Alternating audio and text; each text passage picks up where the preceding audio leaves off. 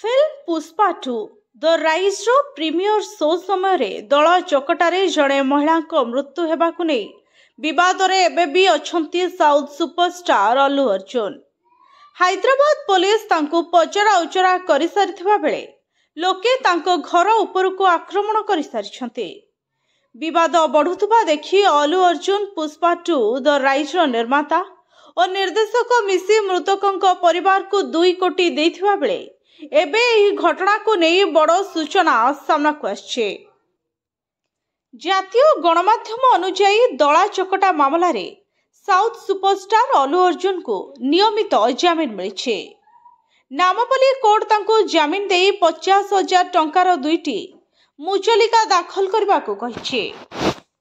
उल्लेखयोग्य जे December 13 तारिख रे दला चकटा घटना रे अल्लू अर्जुन को गिरफ करा जायथिला एवं तेलंगाना हाईकोर्ट रु सही दिन तांको अंतरीण जामिन मध्य मिलिथिला। कोर्ट तांको 50,000 टंकार बॉन्ड सहित 4 सप्ताहर शर्तमूलक अंतरीण जामिन प्रदान करथिला। Bureau report STV Odia.